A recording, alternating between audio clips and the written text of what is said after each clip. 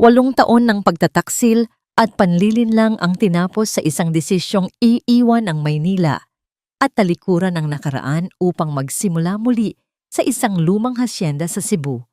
Mula sa guho ng isang wasak na pagsasama, muli niyang itinayo ang sarili at ang kanyang pangarap, habang ang taong sumira sa kanya ay unti-unting nahulog sa bitag ng sariling kasinungalingan.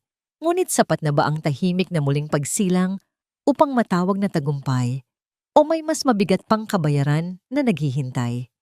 Handa na ba ang inyong mga puso para sa isang kwentong susubok sa inyong pananaw tungkol sa pag-ibig at pagtataksil?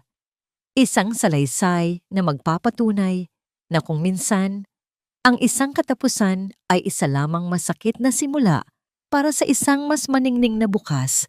Sabi nila, ang pinakamatamis na paghihiganti ay ang makita kang muling bumangon at magtagumpay. Ngunit paano kung ang tunay na tagumpay ay hindi ang paghihiganti, kundi ang paghilom ng sarili at pagtuklas sa tunay mong halaga? Halina't pakinggan natin ang kwento ni Althea.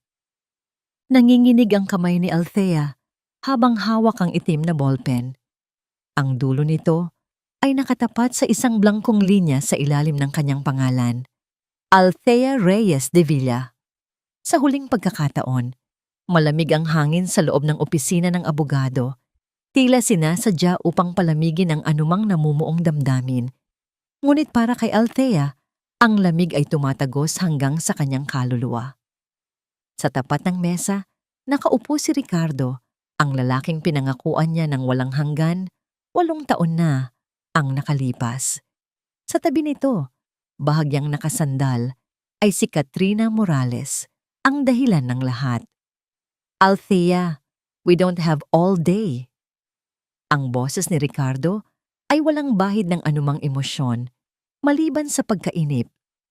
Tila ba isa na lamang siyang abala sa maghapon nito. Hindi na niya tinangkang tumingin sa mga mata nito.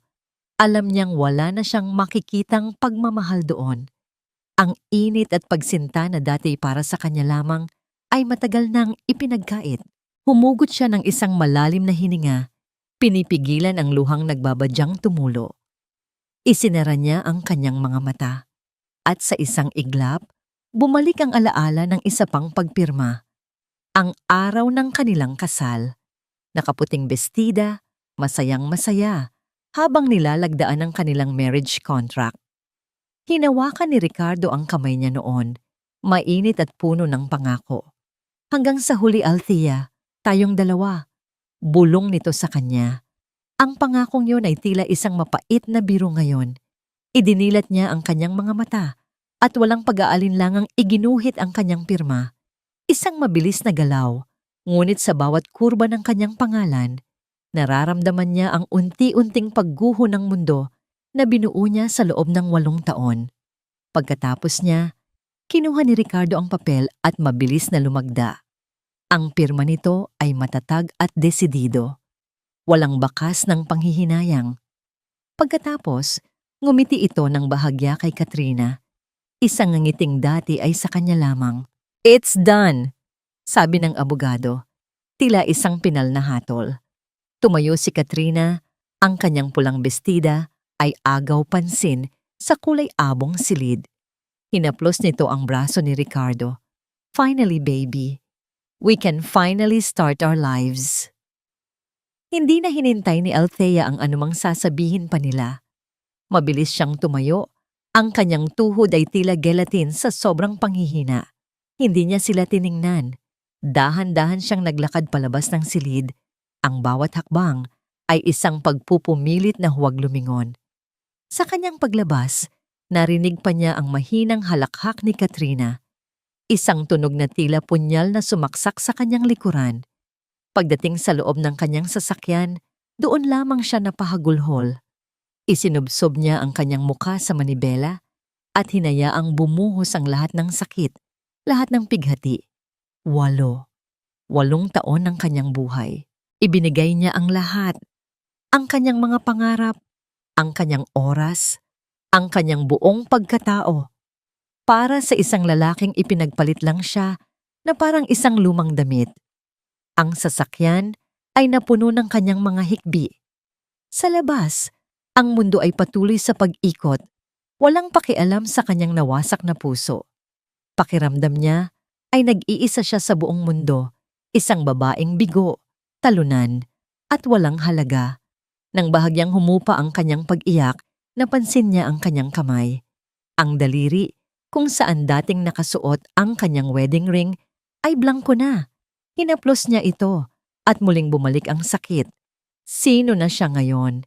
Kung hindi na siya asawa ni Ricardo, ano pa ang natitira sa kanya?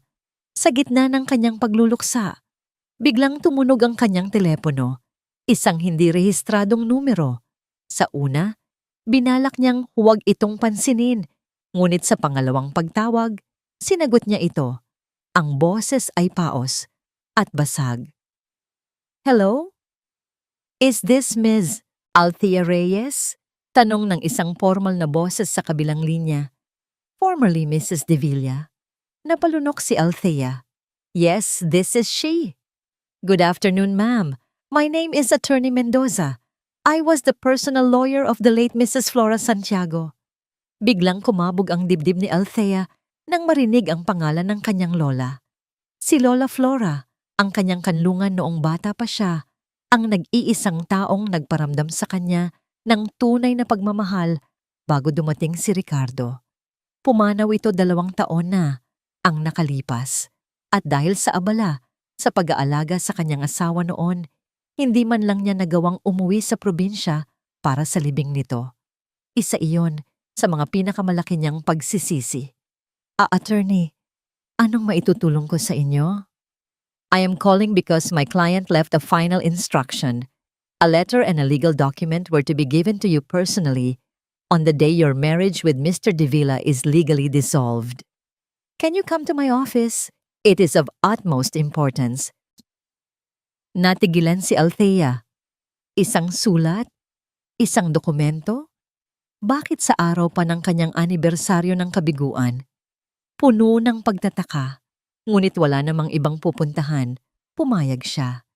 Itinuro sa kanya ng abogado ang address, isang lumang gusali sa Makati na hindi kalayuan sa kanyang kinaroroonan. Pagdating sa opisina ni Attorney Mendoza, sinalubong siya ng isang matandang lalaki na may mabait na ngiti. Ang opisina nito ay kabaligtaran ng pinanggalingan niya kanina. Puno ito ng mga libro at may amoy ng lumang papel at kape. Miss Reyes, salamat sa pagdating mo. I am sorry for your loss. In more ways than one, sabi ng abogado na may halong pakikiramay. Naupo si Althea, ang kanyang puso ay muling nagsimulang tumibok ng mabilis. Inabot sa kanya ni Attorney Mendoza ang isang malaki at makapal na brown envelope. Selyado pa ito ng pulang wax na may tatak ng letrang S. Bago pumanaw ang iyong lola, paulit-ulit niyang sinabi sa akin na ibigay ko ito sa iyo sa tamang panahon. At ayon sa kanya, ang tamang panahon ay kapag malaya ka na. Nanginginig pa rin ang mga kamay ni Althea habang binubuksan ng sobre. Sa loob, may isang sulat kamay at isang makapal na dokumento. Binuksan niya muna ang sulat.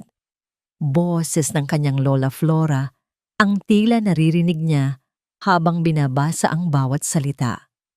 Aking apo Althea, kung binabasa mo ito, ibig sabihin ay natapos na ang unos sa buhay mo. Alam kong nasasaktan ka ngayon, pero alam ko rin na mas matatag ka kaysa sa inaakala mo. Ang apoy na sumunog sa'yo ay siya ring magbibigay liwanag sa bago mong landas. Iniwan kita hindi ng problema, kundi ng isang simula. Mahal na mahal ka ni Lola. Kasabay ng pagtulo ng kanyang luha, ang pagbuklat niya sa legal na dokumento. Ito ay ang huling habilin at testamento ng kanyang lola. Binasa niya ang mga salita na hindi niya lubos maintindihan noong una. Mga salitang tulad ng last will and testament, sole heir, transfer of ownership. Hanggang sa dulo, sa pinakaimportanteng bahagi, ang kanyang mga mata ay nanlaki sa pagkabigla. Nakasaad doon, malinaw at walang duda, na siya, si Althea Reyes, ang nag-iisang tagapagmana ng lahat ng ari-arian ni Flora Santiago. Hindi lang isang bahay at lupa, kundi ang kabuuan ng Hacienda Santiago sa Asturias, Cebu. Parang panaginip ang lahat. Isang masamang panaginip na biglang napalitan ng isang hiwagang hindi niya maintindihan. Pauwi sa kanyang maliit na condo unit, hawak pa rin ni Althea ang sobre. Ang bigat nito ay tila bigat ng isang bagong tadhana. Hacienda Santiago, ang lugar ng kanyang kabataan, ang paraisong matagal na niyang kinalimutan. Paanong nangyari ito? Sa loob ng 8 taon, ang mundo niya ay umikot lamang kay Ricardo. Ang bahay nila, ang mga kaibigan nila, ang buhay nila. Ngayong wala na yon. Pakiramdam niya ay isa siyang dahon na tinangay ng hangin. Walang patutunguhan. Ngunit ang sulat na ito, ang dokumentong ito, tila ito isang ugat na biglang sumulpot mula sa lupa, nag-aalok ng isang lugar na pwedeng kapitan. Pagdating sa kanyang kondo, hindi na niya ininda ang pagod. Hindi na niya iniyakan ang sakit. Isang desisyon ang nabuo sa kanyang isipan. Isang desisyon na hindi galing sa masusing pag-iisip, kundi sa isang biglaang bugso ng damdamin. Kailangan niyang umalis. Kailangan niyang takasan ang lahat ng alaala sa Maynila na unti-unting pumapatay sa kanya. Nagbukas siya ng maleta at walang isip na naglagay ng mga damit. Hindi niya alam kung gaano siya katagal mawawala. Hindi niya alam kung ano ang dadatnan niya. Ang alam lang niya, sa bawat damit na kanyang itinitiklop, tila may isang mabigat na bagay siyang iniiwan. Kinabukasan, bago pa man sumikat ang araw, nasa paliparan na si Althea. Habang nakapila sa check-in counter, hindi niya maiwasang mapalingon sa paligid. Ang ingay ng mga tao, ang anunsyo ng mga flight, ang abalang takbuhan. Dati, ang lugar na ito ay simbolo ng masasayang bakasyon nila ni Ricardo. Ngayon, ito na ang kanyang lagusan papalayo. Nang nasa loob na siya ng eroplano at nakaupo sa tabi ng bintana, pinagmasdan niya ang unti-unting pagliit ng mga gusali ng Maynila. Ang siyudad na minsang naging mundo niya. Ang siyudad na saksi sa kanyang pag-ibig at sa kanyang pagkabigo. Isang huling luha ang pumatak mula sa kanyang mata, ngunit hindi na ito luha ng pighati. Ito ay luha ng pamamaalam. Sa pag-angat ng eroplano, naramdaman niya ang unti-unting paggaan ng kanyang dibdib. Isang mabigat na kumot, ang tila hinuhubad mula sa kanya. Ang biyahe papuntang Cebu ay tila isang paglalakbay sa ibang panahon. Paglapag ng eroplano, sinalubong siya ng ibang uri ng hangin, mainit, malagkit, at may amoy ng dagat. Isang van na ipinadala ng opisina ni Attorney Mendoza ang naghihintay sa kanya. Mula sa Mactan, binaybay nila ang daan papuntang Asturias. Habang papalayo sila sa syudad, napapalitan ng lunti ang mga puno at bukirin ng tanawin. Ang daan ay naging makitid at sa isang punto, ito'y naging mapulang lupa. Dito na nagsimulang bumalik ang mga alaala. Ang amoy ng basang lupa pagkatapos ng ulan, ang tunog ng mga kuliglig sa hapon, ang mga puno ng niyog na tila mga higanteng nagbabantay sa kalangitan. Ito ang mundo ni Lola Flora. Ito ang mundo na tinalikuran niya para kay Ricardo. Malapit na po tayo, Ma'am Althea, sabi ng driver. Mula sa malayo, natanaw na niya ang isang malaking arko na gawa sa bakal. May mga letrang Hacienda Santiago na kinakalawang na dahil sa katagalan. Sa pagpasok ng van sa arko, bumungad sa kanya ang isang mahabang daan na napapaligiran ng mga puno ng mangga. At sa dulo niyon, nakatayo ang isang malaking bahay na gawa sa bato at kahoy. Ang ancestral house ng mga Santiago. Bumaba si Althea mula sa van. Ang kanyang mga paa ay tila naninigas. Ang bahay ay kasing ganda pa rin ang nasa alaala niya, ngunit may bakas na ng kalumaan. May mga baging na gumagapang sa pader na bato, at ang pintura ng mga bintana ay tuklap-tuklap na. Ngunit para kay Althea, ito ang pinakamagandang tanawin sa buong mundo. Sa pagbukas ng pinto ng van, isang matandang babae na nakasuot ng duster ang lumabas mula sa malaking pinto ng bahay. Ang kanyang buhok ay puti na, at ang kanyang mukha ay puno ng mga linya ng panahon. Nang makita siya nito, natigilan ito saglit bago namuo ang mga luha sa mga mata nito. "Apo Althea, ikaw na ba talaga yan?" "Manang Fe?" Bulong ni Althea, ang boses ay nanginginig. Si Manang Fe, ang kasambahay na nag-alaga sa kanya mula pagkabata. Ang kanang kamay ng kanyang lola. Mabilis na naglakad papalapit si Manang Fe at niyakap siya ng mahigpit. Isang yakap na puno ng pananabik at pagmamahal. Sa yakap na yon, naramdaman ni Althea ang lahat ng pagmamahal na matagal na niyang hindi naramdaman. Napahagulhol na lamang siya sa balikat ng matanda. "Shhh! Hija, nandito ka na. Nakauwi ka na," sabi ni Manang Fe habang hinahaplos ang kanyang likod. Nang pumasok sila sa loob ng bahay, sinalubong siya ng amoy ng lumang kahoy at bulaklak ng sampagita. Ang mga muebles ay nakabalot sa puting tela, ngunit nandoon pa rin ang lahat. Ang malaking piano sa sala, ang mga litrato ng kanilang angkan sa pader, ang malaking hagdanan na gawa sa Nara, walang nagbago. Tila hinintay lang ng panahon ang kanyang pagbabalik. "Ipinahanda ko na ang dati mong kwarto, apo. Alam kong pagod ka sa biyahe," sabi ni Manang Fe. Umakyat si Althea sa hagdanan. Ang bawat baitang ay may kaakibat na alaala. Ang pagtakbo niya pababa tuwing umaga. Ang pag-upo niya rito habang kinukwentuhan ni Lola Flora. Pagpasok niya sa kanyang dating silid, malinis ito at maaliwalas. Ngunit hindi doon nagtungo ang kanyang mga paa. Dumiretso siya sa katabing pinto, ang silid ng kanyang lola. Dahan-dahan niyang pinihit ang seradura. Ang silid ay tila hindi nagalaw. Ang malaking kama na may 4 na haligi, ang tokador na may salamin, at ang silyang tumba-tumba sa tabi ng bintana. Lumapit siya sa bintana at pinagmasdan ang malawak na lupain ng hasyenda. Mga puno, mga pananim, hanggang sa abot tanaw. Lahat ng ito, sa kanya na ngayon. Naupo siya sa kama, ramdam ang bigat at ang hiwaga ng lahat. Bakit ito ginawa ng kanyang lola? Bakit ito inilihim sa kanya?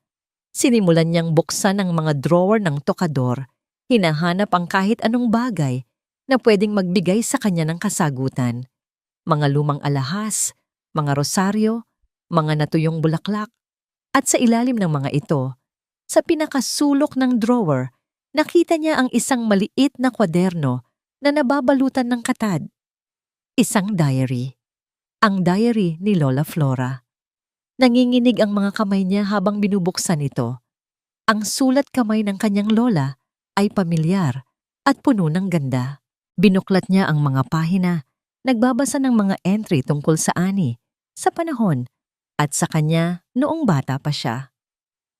Hanggang sa marating niya ang huling pahina na may sulat. Ang petsa ay 1 linggo bago pumanaw ang kanyang lola. Ang mga salita ay tila isinulat ng nagmamadali. "Mahal kong Althea, sana ay mapatawad mo ako. Maraming bagay akong hindi nasabi sa'yo. Mga bagay na dapat ay malaman mo para maprotektahan ang iyong sarili. Ang pag-ibig ay minsan na nakakabulag, apo. Alam ko dahil naranasan ko. Ang pinagsisisihan ko lang ay hindi ko nasabi sa iyo ang katotohanan tungkol sa..." Doon nagtatapos ang pangungusap. Isang salaysay na hindi natapos. Isang sikretong dinala ng kanyang lola sa hukay. Ang katotohanan tungkol sa ano? Kinabukasan, ginising si Althea hindi ng tunog ng alarm clock, kundi ng huni ng mga ibon at sinag ng araw na tumatama sa kanyang mukha. Sa unang pagkakataon sa loob ng maraming taon, naramdaman niyang hindi siya minamadali ng oras. Bumangon siya at dumungaw sa bintana. Ang lawak ng Hacienda Santiago ay tila isang blankong canvas na naghihintay na mapintahan. Ang misteryo sa diary ng kanyang lola ay nanatili sa kanyang isipan, ngunit sa halip na katakutan, ito ay nagbigay sa kanya ng kakaibang determinasyon. Ang pagbangon ng hacienda ay hindi na lamang isang obligasyon, ito na ngayon ay isang misyon para bigyang pugay ang alaala ng kanyang lola. Matapos ang almusal na inihanda ni Ma ng Fe, ipinatawag ni Althea ang lahat ng natitirang manggagawa sa hasyenda. 5 na lamang sila, mga matatandang lalaki na ang muka ay sinunog na ng araw at panahon, mga taong ang buong buhay ay inilaan sa pagsisilbi sa mga Santiago. Nagtipon sila sa malaking balkonahe, ang kanilang mga mata ay puno ng pag-aalinlangan. Inaasahan nilang, tulad ng maraming tagapagmana, ipagbibili ni Althea ang lupain at tuluyan na silang mawawalan ng trabaho. Tumayo si Althea sa kanilang harapan, ang babaeng lumaki sa kanilang paningin na naging isang malungkot na asawa sa Maynila at ngayoy bumalik bilang kanilang bagong tagapamahala. Ramdam niya ang kanilang kaba, kaya't ngumiti siya, isang nangiting matagal nang hindi nasisilayan sa kanyang mga labi. Magandang umaga po sa inyong lahat. Panimula niya, ang boses ay mahinahon, ngunit matatag. Alam ko po na marami kayong katanungan. Alam kong nag-aalala kayo sa kung anong mangyayari sa hasyenda. Huminto siya saglit, tinitingnan ang bawat isa sa kanila. Kaya hayaan ninyo po akong linawin. Hindi ko ibebenta ang Hacienda Santiago. Isang bulungan ang maririnig mula sa mga manggagawa. Isang matanda, si Mang Carding, ang siyang naglakas loob na magtanong. Pero Ma'am Althea, paano po? Halos wala nang kita ang niyugan at ang mga pananim ay matagal nang napabayaan. Alam ko po, sagot ni Althea. At yun po ang dahilan kung bakit ako narito. Hindi lang para pamahalaan ang naiwan ni Lola. Narito ako para buhayin itong muli. Sama-sama nating ibabangon ang Hacienda Santiago. May ipinakita siyang mga papel, mga plano, mga ideya, kung paano muling palalakasin ang kanilang mga ani at kung paano magtatanim ng mga bagong produkto. Nagulat ang mga manggagawa sa kanyang determinasyon at kaalaman. Ang babaeng akala nila'y walang alam ay may malinaw na pangarap para sa kanila.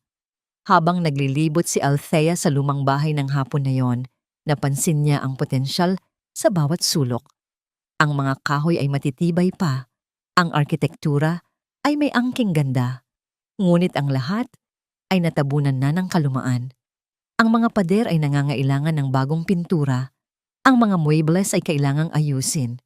Sa halip na makaramdam ng panghihina, isang kakaibang sigla ang kanyang naramdaman. Pumasok siya sa dating opisina ng kanyang lola. Sa ibabaw ng lamesa, nakita niya ang isang lapis at mga lumang papel. Umupo siya at nagsimulang gumuhit. Hindi plano para sa mga pananim, kundi plano para sa loob ng bahay. Iginuhit niya ang sala na may mga bagong kulay, pinagsasama ang luma at moderno. Iginuhit niya ang mga silid na may mas malalaking bintana para pumasok ang liwanag. Bawat guhit ng lapis ay tila isang lunas sa kanyang sugatang puso. Sa unang pagkakataon, naalala niyang ito pala ang kanyang pangarap, ang maging isang interior designer. Isang pangarap na tinalikuran niya dahil para kay Ricardo, ito ay isa lamang hobby na walang patutunguhan. Ngayon, walang Ricardo na pipigil sa kanya. Walang sino mang magsasabi na hindi niya kaya. Sa pagguhit niya, naramdaman niya ang unti-unting pagbabalik ng kanyang sarili. Ang Althea na masayahin, malikhain, at puno ng pangarap. Ito ang simula. Sa kabilang banda, sa magarbong mundo ng Maynila, ang buhay ay isang malaking selebrasyon para kina Ricardo at Katrina. Gabi-gabi, sila ay nasa labas, kumakain sa mga pinakamahal na restaurant kasama ang kanilang mga sosyal na kaibigan. A toast! Sigaw ni Ricardo, itinaas ang kanyang kopita ng mamahaling champagne.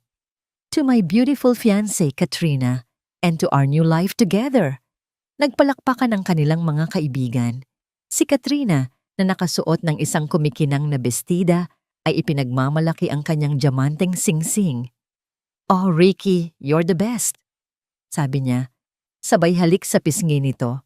So ano nang balita kay, you know? Althea? Tanong ng isa sa kanilang mga kaibigan, isang babaeng nagngangalang Bianca. Ngumisi si Ricardo. Ah, the poor girl. Umuwi sa probinsya.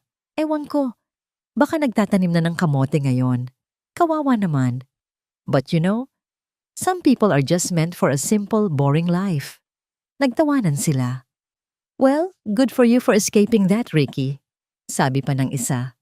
You found your queen. Look at you two. The perfect power couple. Lalong lumaki ang ulo ni Ricardo. Ito ang buhay na gusto niya. Ang paghanga ng mga tao, ang inggit sa kanilang mga mata, ang isang magandang babae sa kanyang tabi na tila isang tropeo. Of course, I only deserve the best, sabi niya. Sabay kindat kay Katrina. Ngunit sa gitna ng tawanan at pagyayabang, biglang nag-vibrate ang telepono ni Ricardo sa kanyang bulsa. Tiningnan niya ito. Ang pangalan ng kanyang stockbroker. Bigla siyang kinabahan. Kanina pa ito tumatawag. Dahan-dahan siyang tumayo. Excuse me for a moment, guys. Business call, sabi niya. Pilit nang ngumingiti. Lumayo siya sa maingay na lamesa at sinagot ang tawag. What is it, Anton? Tanong niya. Ang boses ay iritado. Ricky, I've been calling you all day. Sabi ng broker sa kabilang linya. Ang boses ay puno ng pag-aalala. The market took a huge hit. That tech stock you poured everything into, it crashed. Badly. What do you mean crashed? It's just a dip. It will bounce back. Pagtatanggol ni Ricardo sa sarili, kahit naramdam na niya ang lamig na gumagapang sa kanyang likuran. No, Ricky. This is different. There was a scandal. The company's a fraud. Your investment, it's almost wiped out. What? That's impossible. Halos pabulong na sigaw ni Ricardo. Fix it. That's what I pay you for. Gawin mo ang lahat. There's nothing to fix, Ricky. You need to cut your losses now before it hits zero. Pinatay ni Ricardo ang tawag. Ang kanyang kamay ay nanginginig. Napasandal siya sa pader. Ang kanyang paghinga ay mabigat. Ang perang iyon. Iyon ang halos lahat ng natitira sa kanya. Ang perang gagamitin niya para sa kanilang kasal, para sa kanilang bagong buhay.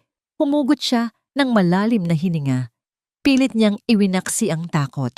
Hindi ito pwedeng mangyari. Nag-ayos siya ng sarili, pinilit na ibalik ang nangiti sa kanyang mukha, at bumalik sa lamesa na tila walang nangyari. Who was that, baby? Tanong ni Katrina na may halong pag-aalala. Just work. Pagsisinungaling ni Ricardo. Magandang balita. May isang malaking deal na natuloy. Don't worry, we'll have more than enough for the grandest wedding this city has ever seen. Nagliwanag ang mukha ni Katrina at niyakap siya. Sa parehong sandali, nag-vibrate muli ang telepono ni Ricardo. Isang email mula sa kanyang bangko. Ang subject ay nakasulat sa malalaking letra. Urgent. Notice of significant loss on investment account nan. Hindi niya ito pinansin. Itinaas niya ang kanyang kopita. Another round. Sigaw niya ang kanyang boses ay mas malakas kaysa kanina. Tinatabunan ang sigaw ng katotohanan sa kanyang isipan. Samantala, sa Asturias, habang abala si Althea sa pag-aayos ng kanyang mga guhit, kumatok si Manang Fe sa pinto. Apo, may bisita ka. Si Mr. Chavez daw, yung may-ari ng katabing beach resort. Puno ng pagtataka, sinalubong ni Althea ang bisita. Isang lalaking nasa edad 50. Miss Reyes, sabi nito. Nabalitaan kong bumalik ka na raw. Narinig ko rin mula sa mga matatanda na nakuha mo raw ang galing sa sining ng iyong lola. Ang resort ko ay nalulugi na. Luma na ang itsura. Naisip ko lang, baka pwede mo akong tulungang i-redesign ito? Natigilan si Althea. Hawak ang mga sketch na kanina lang ay ginagawa niya. Isang totoong proyekto. Isang simula. Isang pag-asa. Lumipas ang mga linggo na tila mga araw lamang sa Asturias. Ang bawat umaga ni Althea ay sinasalubong ng amoy ng sariwang lupa at tunog ng mga martilyo mula sa ginagawang resort ni Mr. Chavez.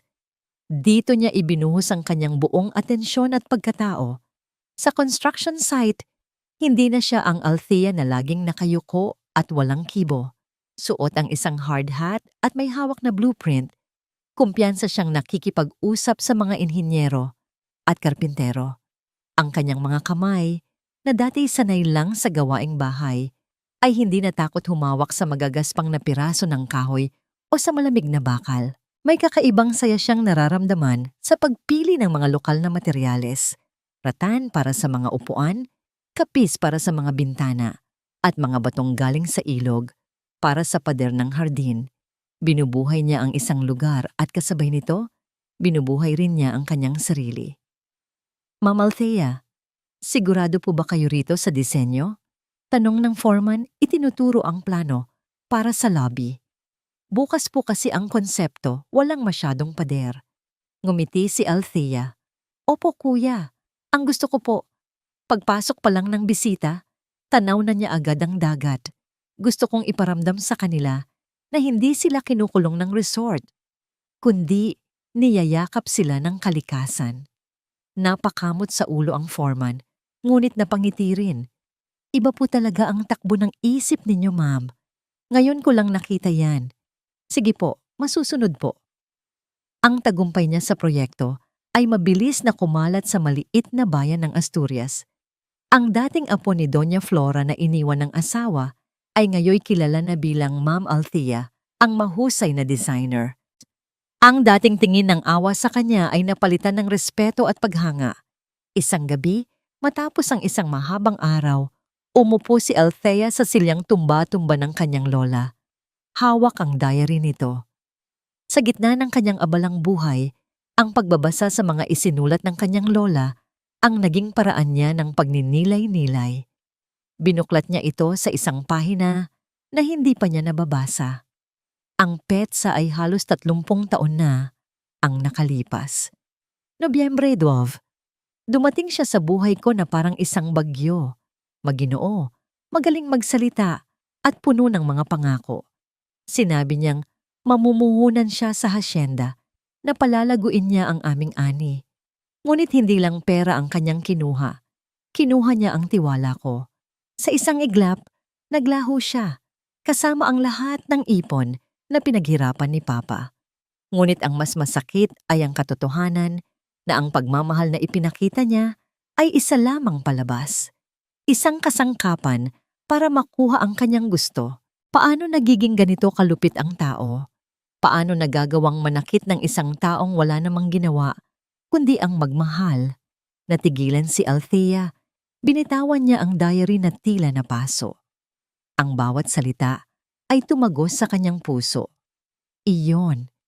Eksakto iyon sa naramdaman niya. Ang sakit ng pagkakatuklas na ang pag-ibig na inakala mong totoo ay isa lamang palang panloloko. Naramdaman niya ang isang malalim na koneksyon sa kanyang lola. Isang koneksyon na lumalagpas pa sa dugo. Pareho silang nasaktan. Pareho silang naloko. Ang hindi natapos na pangungusap sa huling entry. Ang pinagsisisihan ko lang ay hindi ko nasabi sa iyo ang katotohanan tungkol sa bigla itong nagkaroon ng bagong kahulugan. Marahil, ang gustong sabihin ng kanyang lola ay ang katotohanan tungkol sa mga lalaking tulad ng nanloko sa kanya. Mga lalaking tulad ni Ricardo. Sa sobrang bigat ng kanyang dibdib, kinuha niya ang kanyang telepono at tinawagan ang kanyang matalik na kaibigan sa Maynila, si Sarah. Hello, Bes. Kamusta ka na dyan? Naging probinsyana ka na nga talaga. Di ka na tumatawag. Masayang bati ni Sarah. Okay lang ako, Sarah. Busy lang talaga. Sagot ni Althea. Pilit pinapasigla ang kanyang boses. Busy is good. I saw the pictures you sent. Grabe, ang ganda ng ginagawa mo sa resort na, yan, sabi ko na nga ba, sayang lang yung talent mo kay Ricky eh. Napangiti si Althea. Salamat, Bes. Actually, kaya ako napatawag. May nabasa kasi ako. Ikinuwento niya kay Sarah ang tungkol sa diary ng kanyang lola, ang tungkol sa lalaking nanloko rito. Habang nagsasalita si Althea, unti-unting nawala ang masiglang tono sa boses ni Sarah. Teka nga, sabi ni Sarah, pagkatapos ng mahabang katahimikan, isang lalaking bigla na lang sumulpot, puno ng matatamis na salita at mga pangako, tapos biglang, manloloko pala. Bes, parang pamilyar yang kwento na yan ah. Anong ibig mong sabihin? Tanong ni Althea, kahit na may ideya na siya sa tinutukoy nito. Si Katrina, diretsong sabi ni Sarah. Hindi ba? Bigla na lang siyang sumulpot sa opisina ni Ricardo bilang bagong intern. Perfect student, perfect background. Di nagtagal. Perfect girlfriend na. Parang masyadong perpekto, di ba? Hindi nakaimik si Althea. Lagi niyang iniisip na nagkamali lang siya, na hindi niya naibigay ang kailangan ni Ricardo kaya ito naghahanap ng iba. Ngunit hindi niya kailanman inisip na si Katrina ang may problema. Hayaan mo na, Sarah. Tapos na yon. Sabi ni Althea, nais na lamang isara ang usapan. No, wait. Giit ni Sarah, ang kanyang boses ay may bahid na ng pagdududa. Now that I think about it, ano ba talagang alam natin tungkol sa kanya? Sabi niya, taga-Ayala Alabang sila. Pero ni minsan hindi ka man lang naimbitahan sa bahay nila. Sabi niya nag-aral siya sa States, pero wala man lang siyang naikukwentong kaibigan doon. Althea, I'm just saying, it's weird. Sarah, please, ayoko nang isipin. Masakit na. Okay, sorry, mabilis na sabi ni Sarah. Hindi na kita kukulitin. Basta mag-iingat ka dyan, ha? I'm so proud of you. Sige na, may gagawin pa ako. Bye, Bes. Pagkababa ng telepono, naiwang nakatulala si Althea. Ayaw niyang maniwala sa sinabi ni Sarah. Ayaw niyang magtanim ng galit. Ngunit ang binhi ng pagdududa ay naitanim na. Sa kabilang linya, sa Maynila, hindi mapakali si Sarah. Kinuha niya ang kanyang laptop at binuksan ang isang social media site. Sa search bar, tinipa niya, Katrina Morales. Maraming lumabas na resulta, ngunit wala ni isa man sa mga ito ang Katrina na kilala nila. Nag-scroll siya ng nag-scroll. Walang public profile na tumutugma sa mukha ng babaeng sumira sa buhay ng kaibigan niya. Para sa isang sosyal at modernong babae, ang kawalan ng social media presence ay isang malaking katanungan. Sinubukan niya ang ibang paraan. Nag-search siya ng mga pangalan ng mga kaibigan ni Ricardo, tiningnan ang mga tagged photos, at doon, nakita niya si Katrina sa iilang mga party pictures. Laging nakangiti, laging perpekto. Pero ang mga account niya ay laging naka-private. Hindi sumuko si Sarah. Nag-isip siya, okay, kung socialite ka, dadalo ka sa mga malalaking event. Nag-search siya sa Google, Manila High Society Charity Ball 2020. Pagkatapos, Manila Fashion Week 2019. Inisa-isa niya ang mga photo gallery mula sa mga sikat na lifestyle magazine. Halos isang oras na siyang naghahanap nang bigla siyang mapahinto. Isang larawan mula sa isang art exhibit, 5 taon na ang nakalipas. Nasa larawan ang isang kilalang negosyante, si David Lim, at sa tabi nito, nakakapit sa braso ay isang babae. Mas bata ng ilang taon, iba ang ayos ng buhok, pero walang duda, iyon ang mukha ni Katrina. Nanginginig ang daliri ni Sarah habang nag-zoom in siya sa larawan. Binasa niya ang caption sa ilalim. Ang matagumpay na negosyanteng si Mr. David Lim kasama ang kanyang magandang nobya, ang kaibig-ibig na si Ms. Isabel Cruz. Isabel Cruz, hindi Katrina Morales. Ang makabagong condo unit ni Ricardo at Katrina sa Bonifacio Global City ay isang testamento sa karangyaan. Mula sa mga bintanang salamin, tanaw ang kumikinang na mga ilaw ng syudad. Ang mga gamit ay moderno, mamahalin, at tila walang bahid ng anumang dumi o gusot. Ngunit sa likod ng perpektong larawan, isang malamig na tensyon ang namumuo. Nakatitig si Ricardo sa screen ng kanyang laptop. Pula. Lahat ng numerong nakikita niya ay kulay pula. Ang kanyang mga investment ay patuloy sa pagbagsak at ang kanyang bank account ay mabilis na nauubos. Sa tabi ng laptop ay isang sobre mula sa bangko. Ang kanyang credit card statement. Binuksan niya ito at ang bawat linya ay tila isang suntok sa kanyang sikmura. Hermes Birkin Bag, PHP 850,000 Christian Louboutin Heels, PHP 75,000 Weekend Spa Retreat, PHP 120,000 sunod-sunod, walang katapusan. Napahila mo siya sa kanyang mukha. Mahal niya si Katrina, oo. Ngunit ang pagmamahal ba ay may ganito kamahal na presyo? Sakto namang pumasok si Katrina sa kanyang opisina. May dalang 2 paper bag mula sa isang sikat na designer boutique. Ang kanyang mukha ay nagliliwanag sa saya. Hi baby, look what I got. Bagay ba sa isusuot ko para sa prenup shoot natin sa Balisin? Sabi niya, inilalabas ang isang seda na bestida. Hindi tumingin si Ricardo. Kinuha niya ang credit card statement at marang inilapag sa mesa. Kat, we need to talk. Nawala ang nangiti ni Katrina. Tumingin siya sa papel. What's this? That's our credit card bill, sagot ni Ricardo. Pilit na pinapakalma ang sarili. Katrina, hindi ba't napag-usapan na nating magtitipid muna tayo? Ang dami pa nating babayaran para sa kasal. Tinaasan siya ng kilay ni Katrina. Teka, anong sinasabi mo? Na ako ang problema? Ricky, lahat ng ito ay para sa atin. Para sa kasal natin.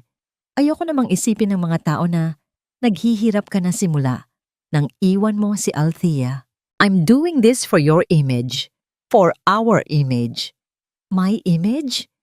Hindi makapaniwalang tanong ni Ricardo. Kat, I'm losing money. Malaki ang nalugi sa investments ko. We can't afford this lifestyle right now. At doon nagsimulang mamuo ang mga luha sa mata ni Katrina. Isang perpektong pagganap. So yun pala yun. Nagsisisi ka na? Humikbi siya.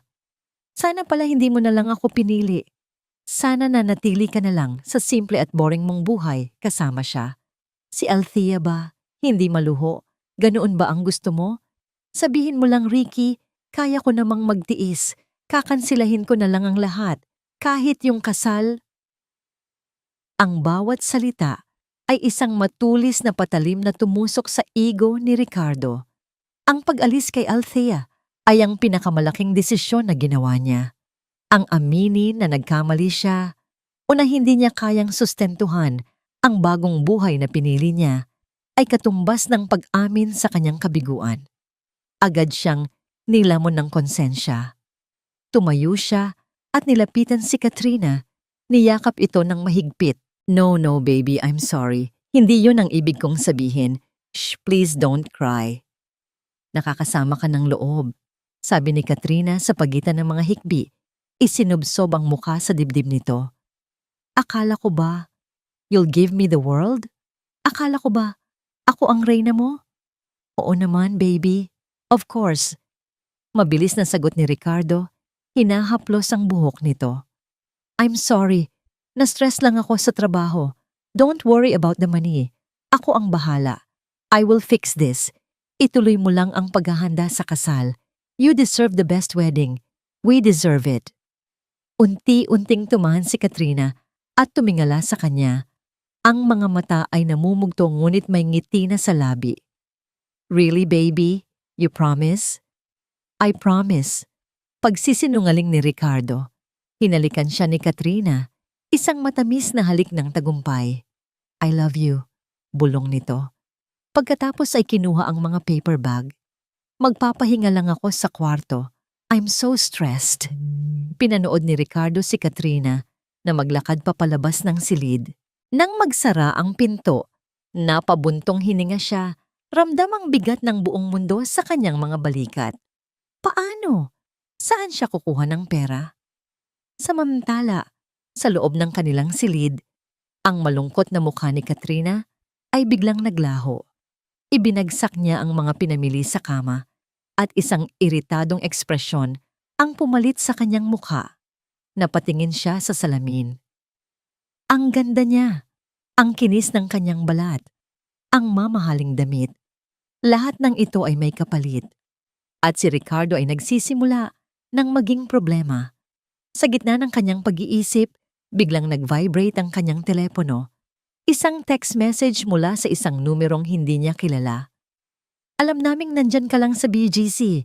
Magbayad ka na sa utang mo, Isabel. O baka gusto mong kami mismo ang maningil sa kasal ninyo ng bago mong biktima. Nanlaki ang mga mata ni Katrina at mabilis na dinilit ang mensahe. Ang kanyang paghinga ay bumilis. Ang kanyang mga kamay ay nagsimulang manginig. Kailangan niya ng pera. At kailangan niya ito ngayon din. Ang kasal kay Ricardo ay hindi na lamang isang luho. Ito na ang kanyang tanging paraan para makatakas. Sa kabilang silid, si Ricardo ay nakaupo pa rin. Gulong-gulo ang isip. Pera. Kailangan niya ng malaking pera. Tiningnan niya ang kanyang mga ari-arian sa isip. Ang kondo ay nakasangla. Ang sasakyan ay hinuhulugan pa. Walang-wala na siyang pwedeng pagkunan. Hanggang sa bigla niyang naalala, may isa pa pala. Isang maliit na lote sa Batangas, ang nag-iisang pamana sa kanya ng kanyang mga magulang. Hindi niya ito ginalaw sa loob ng maraming taon. Ito ang kanyang huling koneksyon sa kanila. Isang malungkot na desisyon ang nabuo sa kanyang isipan.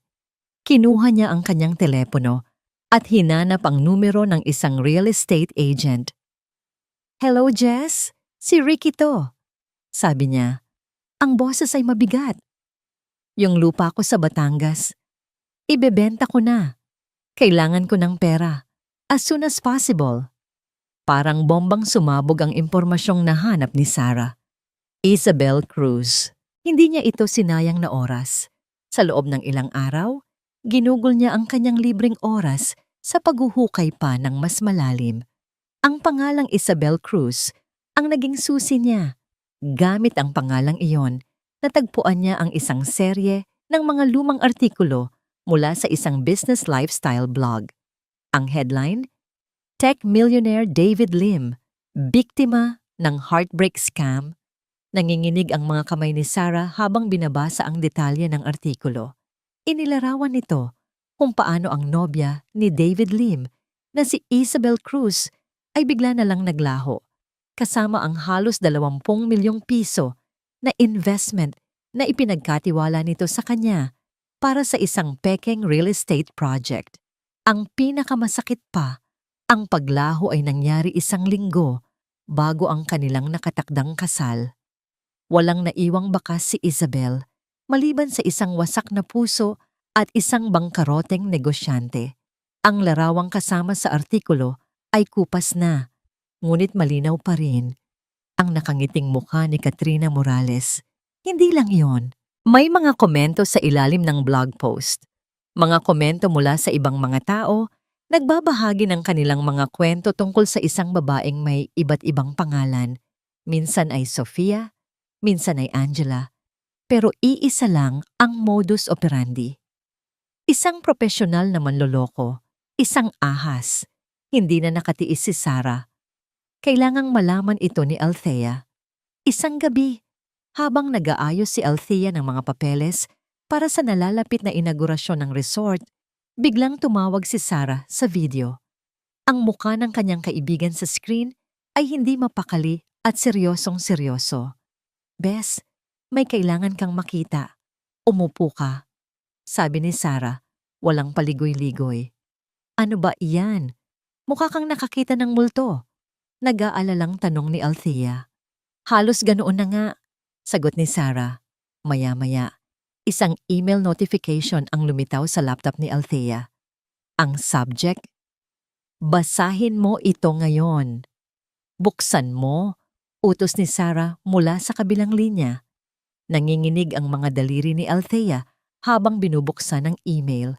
Sa loob nito ay isang koleksyon ng mga link sa mga artikulo, mga screenshot ng mga komento, at ang larawan ni Katrina o Isabel kasama si David Lim. Napatakip si Althea sa kanyang bibig. Ang hangin ay tila naubos sa kanyang baga. Binasa niya ang bawat salita, at ang bawat salita ay tila isang sampal sa kanyang mukha. Ang babaeng sumira sa kanyang pamilya, ang babaeng ipinagpalit sa kanya ni Ricardo, ay hindi lang isang simpleng kerida. Isa siyang kriminal. "Oh my God!" bulong ni Althea. Ang kanyang mga mata ay nanlalaki sa gulat at hindi makapaniwala. "Sarah, Totoo ba to? Mukha bang hindi? Sagot ni Sarah. Bes, yung babaeng yan, professional. Malamang sa malamang, si Ricardo ang next target niya. At kapag nakuha na niya ang gusto niya, iiwan din niya yon. Isang parte kay Althea ang gustong matuwa. Isang parte sa kanya ang gustong sabihin na, buti nga kay Ricardo. Ngunit habang tinititigan niya ang mga ebidensya, ang nararamdaman niya ay hindi saya, kundi isang malalim na awa at takot. Awa para kay Ricardo na naging bulag, at takot sa kung ano ang kayang gawin ng isang taong tulad ni Katrina. Anong gagawin natin? Tanong ni Althea. Ang kanyang boses ay nanginginig pa rin. Doon na pumasok ang pinakamahirap na tanong. Hindi ko alam, Bes. Aminado si Sarah. Sasabihin ba natin kay Ricardo? Maniniwala kaya siya? O baka isipin pa niyang gawa-gawa lang natin to para sirain sila? Hindi siya maniniwala. Mabilis na sagot ni Althea, napapailing. Kilala niya si Ricardo. Kapag nakapagdesisyon na ito, lalo na kung ang desisyon ay nagpapatunay na tama siya, wala nang makakapagpabago sa isip nito. Sasabihin niyang naninira lang ako dahil bitter ako. So hahayaan na lang natin? Tanong ni Sarah. Hahayaan na lang nating maloko siya at mawala ang lahat sa kanya? Tumahimik si Althea. Tumayo siya at naglakad papunta sa bintana. Tanawang madilim na bukirin na naliliwanagan ng buwan. Ang lalaking nanakit sa kanya, ang lalaking dumurog sa kanyang puso. Paano niya ito tutulungan? May obligasyon pa ba siya? Ngunit hindi na ito tungkol kay Ricardo. Ito ay tungkol sa isang babaeng patuloy na nanloloko at naninira ng buhay. Kung hindi nila ito pipigilan, sino ang susunod na biktima? May naisip ako. Biglang sabi ni Sarah. Ang kanyang boses ay nagbago. Tila may isang plano na nabubuo sa kanyang isipan. Kung ayaw nating daanin kay Ricardo, daanin natin sa ibang paraan. Anong ibig mong sabihin? Nahanap ko ang social media profile ni David Lim, paliwanag ni Sarah. He's based in Singapore now but he's still very active online.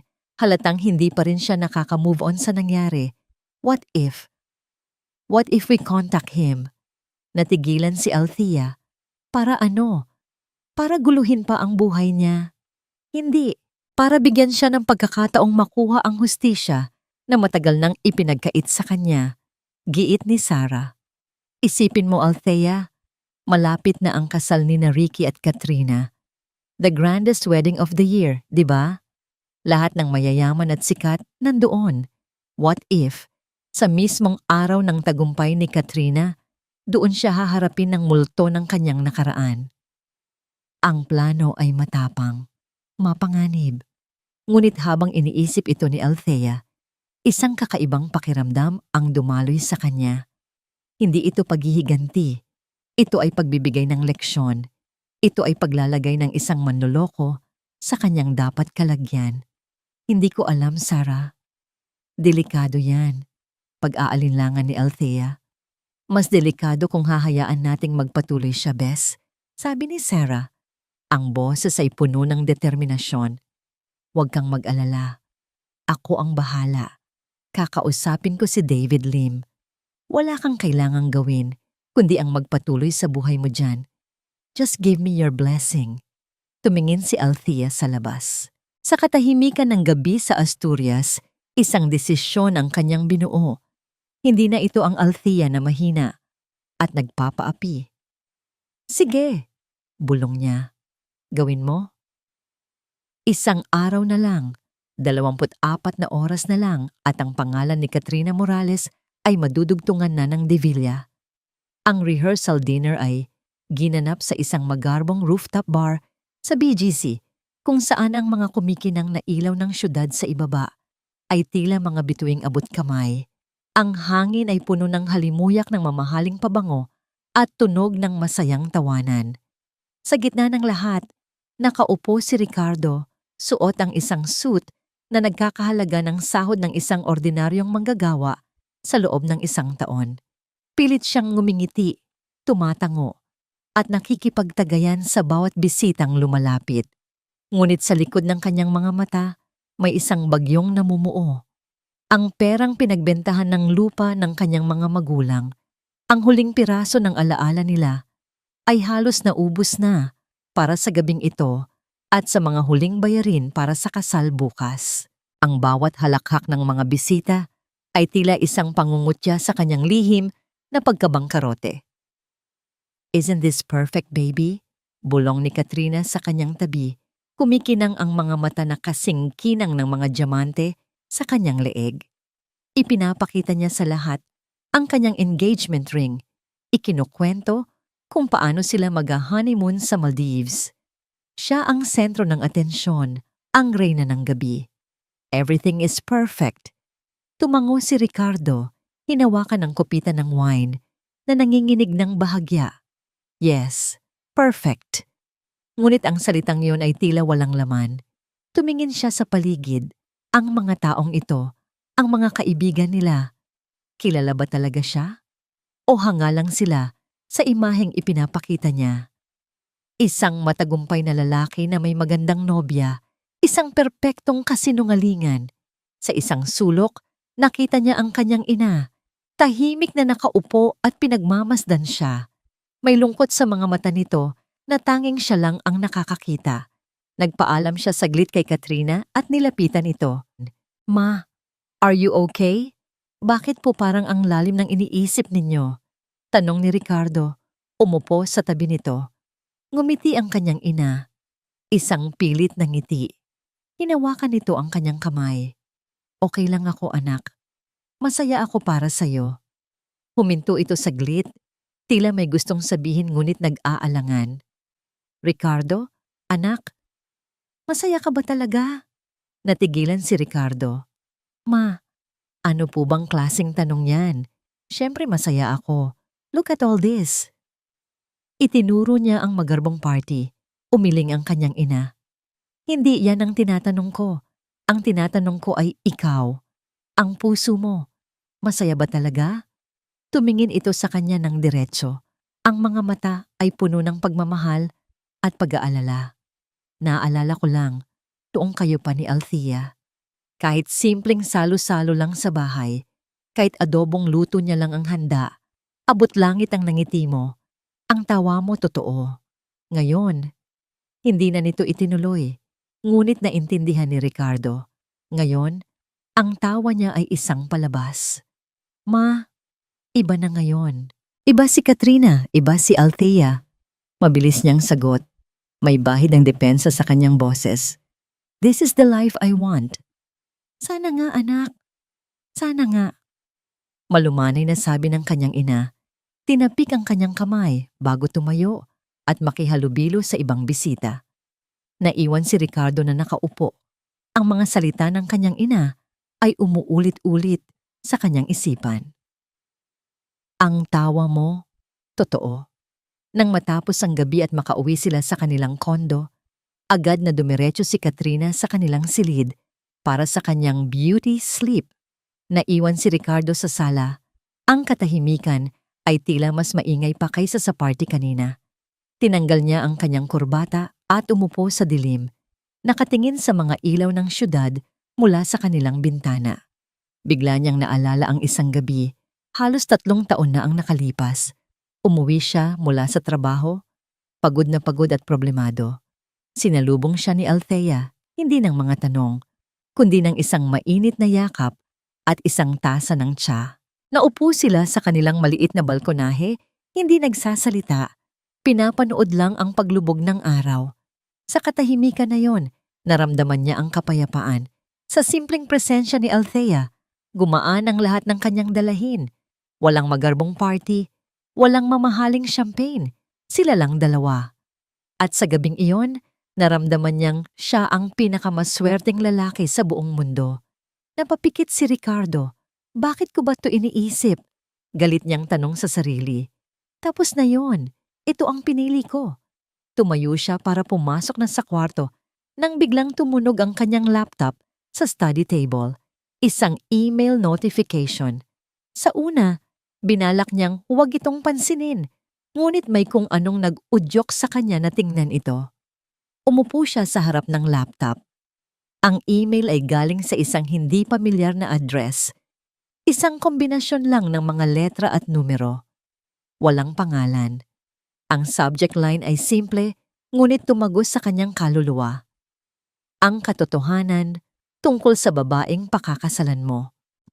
The truth about the woman you're about to marry. Nanlamig ang buong katawan ni Ricardo. Ang kanyang puso ay nagsimulang kumabog ng malakas. Isang masamang biro. Isang desperadong paninira mula sa isang taong galit sa kanila. Nanginginig ang kanyang kamay habang ginagalaw ang mouse. Binuksan niya ang email. Wala itong laman kundi isang link. Isang link lang, walang paliwanag. Sa isang iglap, nag-isip siya. I-delete na lang kaya niya. Huwag nang pansinin. Ngunit ang mga salita ng kanyang ina at ang biglaang pagbabalik ng alaala ni Althea ay tila nagtulak sa kanya. May mali. Ramdam niya. Humugot siya ng isang malalim na hininga at nag-click. Dinala siya nito sa isang lumang blog post. Ang petsa ay 5 taon na ang nakalipas. Ang headline ay malaki at malinaw. Tech millionaire David Lim, biktima ng heartbreak scam? At sa ilalim ng headline, isang larawan. Isang larawan ni David Lim sa isang event, nakangiti. At sa tabi nito, nakakapit sa braso, ay isang babae na may ibang ayos ng buhok at mas batang itsura, ngunit ang mukha, ang nangiti. Ang mga mata, walang duda, si Katrina. Ngunit ang pangalan sa caption ay hindi Katrina. Ang matagumpay na negosyanteng si Mr. David Lim, kasama ang kanyang magandang nobya, ang kaibig-ibig na si Miss Isabel Cruz. Napatitig si Ricardo sa screen, ang liwanag mula sa laptop ang tanging ilaw sa madilim na silid. Ang kanyang paghinga ay tila tumigil. Ang mukha ni Katrina sa larawan ay tila isang multo mula sa ibang buhay. At sa isang iglap, ang perpektong mundong binuo ni Ricardo ay nagsimulang gumuho. Sa Asturias, ang araw ng bisperas ng kasal ni Ricardo ay isa lamang ordinaryong araw para kay Althea. At iyon ang pinakamalaking biyaya. Ang araw na dati kinatatakutan niya. Ang araw na inakala niyang magiging katapusan ng kanyang mundo ay dumating at lumipas na tila isang bulong lamang ng hangin. Nakatayo siya sa dalampasigan. Ang kanyang mga paa ay nakalubog sa mamasa-masang buhangin sa kanyang harapan. Ang resort na dinisenyo niya ay halos tapos na. Ang mga sariwang pintura ay kumikinang sa ilalim ng papalubog na araw at ang mga bagong tanim na halaman ay sumasayaw sa ihip ng hangin. Ang dating luma at malungkot na lugar ay isa na ngayong paraiso, isang testamento ng kanyang pagbangon. Humigop siya ng hangin, pinuno ang kanyang baga ng amoy ng alat at kalayaan. Naalala niya ang babaeng umiiyak sa loob ng kotse. 8 buwan na ang nakalipas. Ang babaeng iyon ay tila isang estranghero na ngayon. Ang sakit ay naroon pa rin. Isang pilat na hindi na kailanman mabubura, ngunit hindi na ito nagnanaknak. Isa na lamang itong paalala ng isang laban na kanyang naipanalo. Ang paghihiganti? Ang makita si Ricardo na nagdurusa? Hindi na yon ang mahalaga. Ang mahalaga ay ang kapayapaan na natagpuan niya sa lugar na ito. Sa piling ng mga taong tunay na nagmamahal sa kanya at sa loob ng kanyang sarili. Ang tunay na tagumpay, natuklasan niya ay hindi ang pagpapatumba sa iyong kaaway. Ito ay ang kakayahang tumayo ng matatag kahit wala na sila at ang ma-realize na ang iyong halaga ay hindi kailanman nakadepende sa kanila. Sa gitna ng kanyang pagninilay, tumunog ang kanyang telepono. Nakita niya ang pangalan ni Sarah. Huminga siya ng malalim bago sagutin. Alam niya kung tungkol saan ang tawag na ito. Bes, anong balita? Tanong ni Althea. Ang kanyang boses ay kalmado. Nakausap ko na siya, diretsong sabi ni Sarah. Hindi na nito kailangang sabihin kung sino. He's in. More than in. Galit na galit siya, Althea. Hindi lang dahil sa pera, kundi dahil sa panloloko. Sinira daw ni Isabel. o Katrina, ang tiwala niya sa lahat ng tao. Napapikit si Althea. Ramdam niya ang sakit sa boses ng lalaking hindi pa niya nakikilala. Anong sabi niya? He is flying in from Singapore tonight. Bukas ng umaga, darating siya sa Maynila. Paliwanag ni Sarah. At pumayag siya sa plano. Ang kailangan lang natin ay isang paraan para makapasok siya sa kasal nang hindi napapansin ni Katrina. Paano? May pinsan ako na imbitado sa kasal. Kinausap ko na siya. Isasama niya si David bilang kanyang business partner from Singapore. Sabi ni Sarah, may bahid ng pagmamalaki sa kanyang boses. Perfect cover, walang maghihinala. Katahimikan. Tanging ang tunog lang ng alon ang maririnig. Althea, are you sure about this? Tanong ni Sarah. Ang boses ay mas malumanay na ngayon. Pwede pa nating itigil. We can just let karma do its thing. Tumingin si Althea sa karagatan. Nakita niya ang refleksyon ng kulay kahel na langit sa tubig. Payapa. Ngunit alam niyang may mga pating na nag-aabang sa ilalim. Hindi ba ito masyadong malupit, Sarah? Ang sirain ang kasal ng isang tao sa harap ng lahat? Mas malupit ang hahayaan siyang manloko pa ng iba, Bes. Mariing sagot ni Sarah. Isipin mo, kung hindi natin ito gagawin, pagkatapos ni Ricardo, sino ang susunod? Ilang buhay pa ang sisirain niya? Ilang pamilya pa ang guguluhin niya? Ito. Hindi ito paghihiganti para sa'yo o para kay David. Isa itong full stop. Isang pagtuldok sa mga kasinungalingan niya. Ang mga salita ni Sarah ay tumama.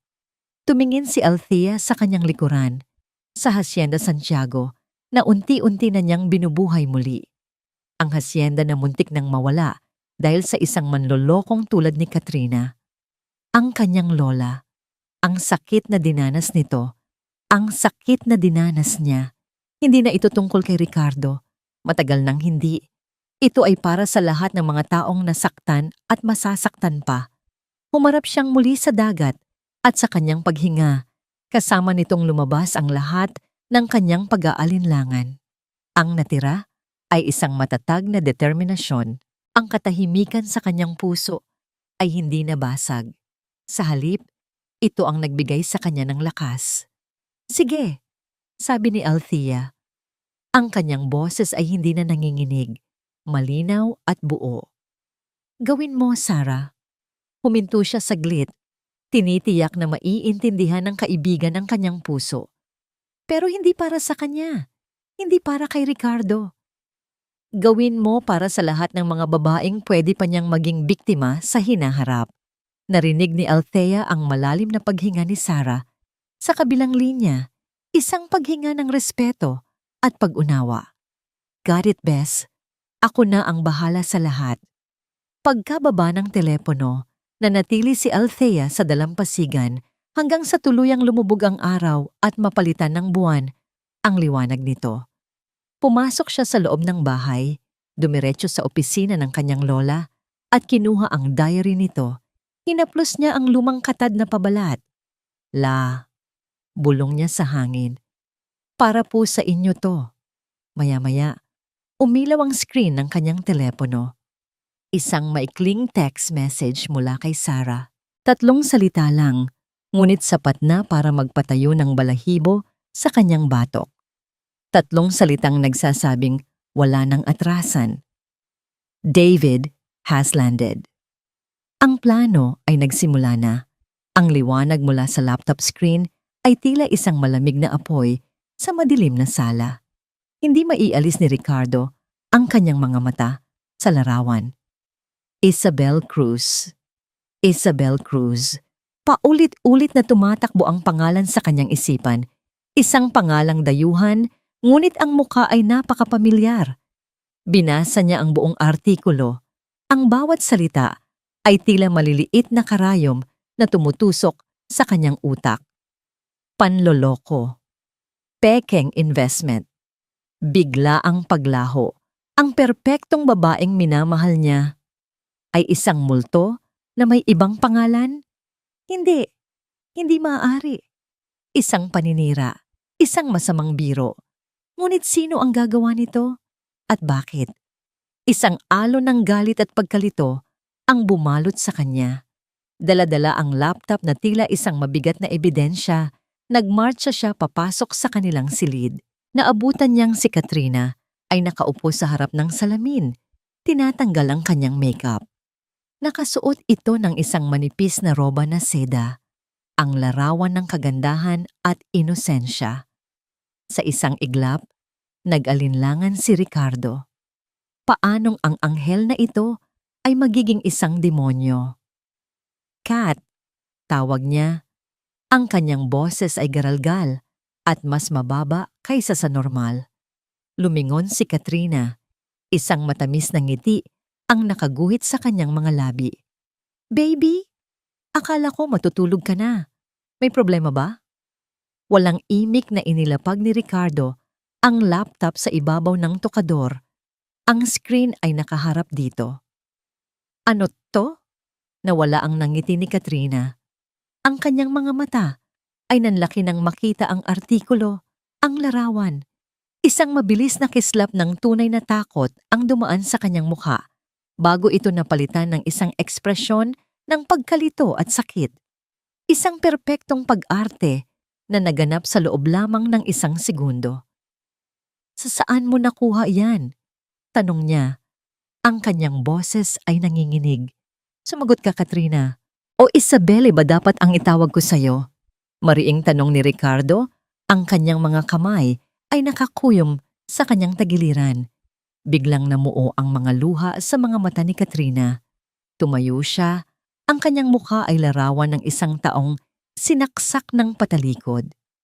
Ricky, paano mo nagagawang pagdudahan ako? Lalo na ngayon, isang araw bago ang kasal natin. Huwag mong ibahin ang usapan. Sino si David Lim? Totoo bang niloko mo siya? At doon na humagulhol si Katrina, isang malakas at nakakaawang pag-iyak. Napaupo siya sa gilid ng kama, ang kanyang mga balikat ay nanginginig. Siya ang masamang panaginip ko, Ricky, sabi niya sa pagitan ng mga hikbi. Oo, naging nobyo ko siya, pero hindi mo alam ang pinagdaanan ko sa kanya. He was controlling, manipulative, psycho. Nang iwan ko siya, sinabi niyang sisirain niya ang buhay ko. He fabricated all these lies para walang ibang lalaking magmahal sa akin. Ito ang gawa niya. Isang paninira mula sa isang taong hindi matanggap na hindi na siya ang mahal ko. Ang kwento ay kapanipaniwala. Ang kanyang pag-iyak ay tila totoo. Ngunit may isang bahagi sa isipan ni Ricardo na nagsasabing may mali. Pero bakit Isabel ang pangalan mo? Tumingin si Katrina sa kanya. Ang kanyang mga mata ay puno ng pighati. Pinalitan ko ang pangalan ko para takasan siya, para makapagsimula ng bagong buhay. Akala ko, sa'yo ko na ito nahanap, Ricky. Isang buhay na payapa, isang buhay kung saan hindi na ako matatakot. Pero ngayon, ikaw mismo ang nagdadala ng nakaraan ko pabalik. Ang bawat salita niya ay isang matalinong patibong. Ginawa niyang biktima ang sarili at si Ricardo ang kontrabida. Pinaniniwalaan mo ang isang lumang artikulo sa internet kaysa sa akin. Sa babaeng pakakasalan mo bukas? Humagulgol siyang muli. Sabihin mo, Ricky, saan galing niyang email na yan? Huwag mong sabihin, galing yan kay Althea. Ang pangalan ni Althea ay tumama kay Ricardo na parang kidlat. Oo nga.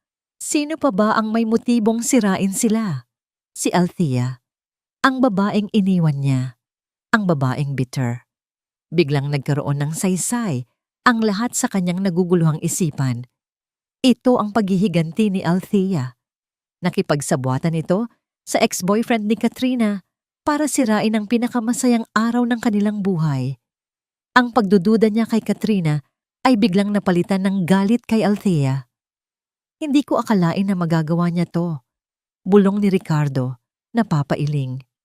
Nakita ni Katrina ang pagbabago sa kanyang mukha. Alam niyang panalo na siya. Lumapit siya kay Ricardo, umiiyak pa rin, at niyakap ito. Si baby, isang malaking plano ito para sirain tayo. Please, Ricky, huwag kang maniwala sa kanila. Ikaw lang ang meron ako.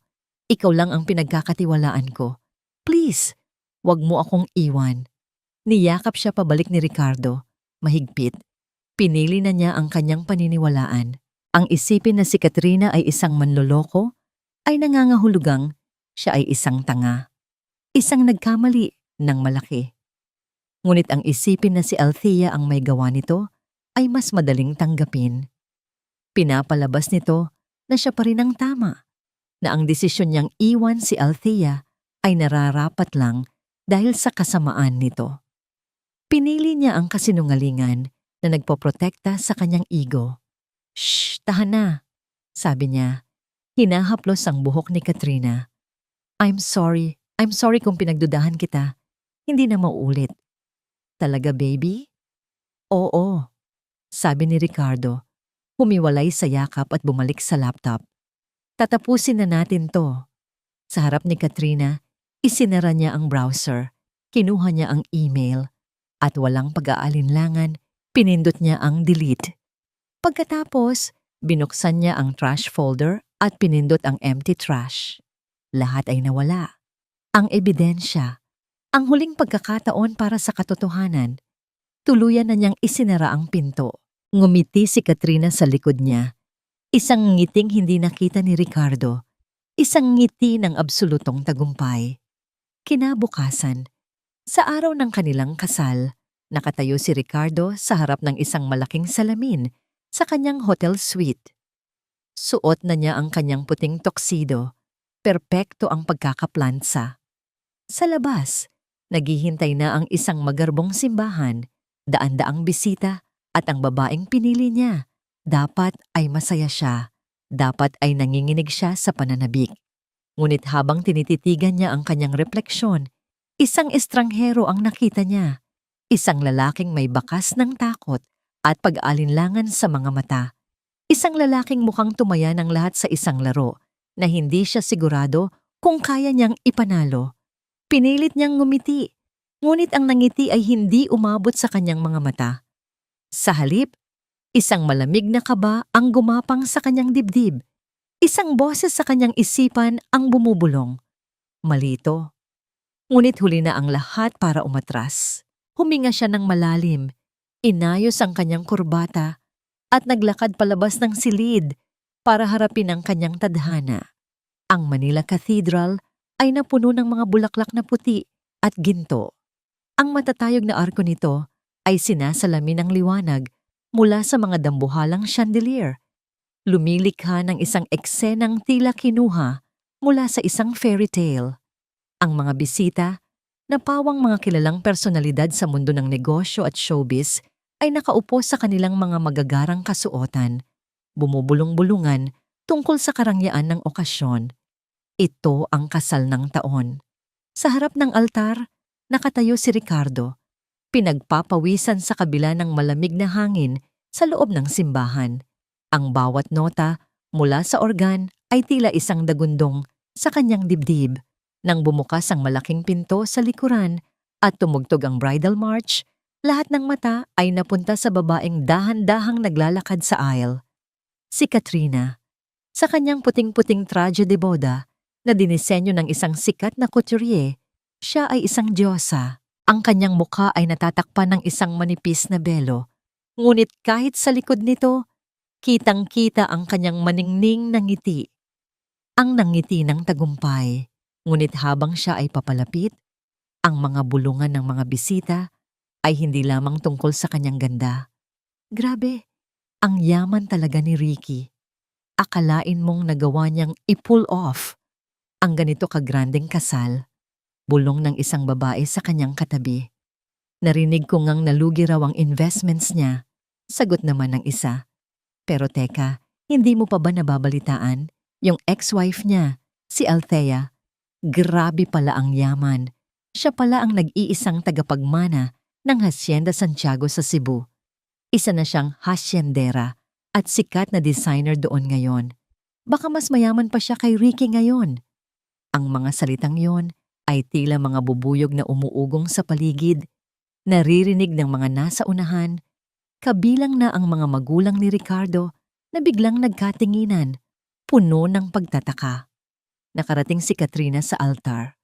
Inangat ni Ricardo ang kanyang belo.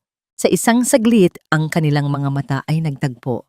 Ngumiti si Katrina, ngunit ang nangiti ni Ricardo ay pilit. Ang seremonya ay nagpatuloy, mga salitang banal na tila walang kahulugan sa gitna ng mga kasinungalingan. Ang reception ay ginanap sa isang 5-star hotel ballroom. Ang buong lugar ay puno ng glitz and glamour. Isang 10 talampakang wedding cake ang nakatayo sa isang sulok at isang orkestra ang tumutugtog ng mga klasikong himig.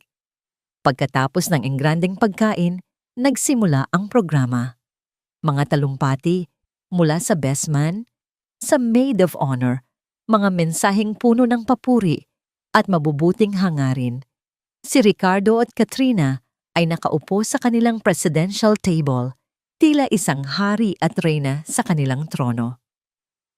And now, sabi ng MC, let's welcome a special guest to give a toast to the happy couple. He's a business partner of a close friend all the way from Singapore. Please welcome Mr. David Lim. Sa pagtawag ng pangalan, biglang naniga si Katrina sa kanyang upuan. Ang kanyang mukha ay biglang namutla na parang papel. Sa sino? Bulong niya. Ang kanyang mga mata ay nanlalaki sa takot. Mula sa isang lamesa sa gilid, isang matangkad at eleganteng lalaki ang tumayo. Siya ay kalmado, ang kanyang mukha ay seryoso, ngunit may isang mapanganib na kislap sa kanyang mga mata. Naglakad siya papunta sa entablado. Ang bawat hakbang ay mabigat at may layunin. Lahat ng mata ay nasa kanya. Si Ricardo ay napatingin kay Katrina, nakita ang takot sa mukha nito, at biglang bumalik ang lahat ng pagdududa na pilit niyang ibinaon kagabi. Good evening, everyone! Panimula ni David Lim. Ang kanyang boses ay malinaw at tumatagos sa buong ballroom.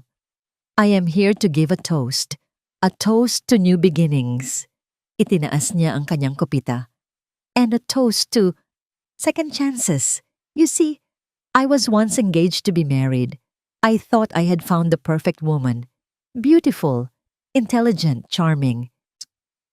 Habang nagsasalita si David, ang kanyang mga mata ay hindi bumibitiw kay Katrina, na ngayon ay nanginginig na sa kanyang upuan. But my perfect woman had a secret.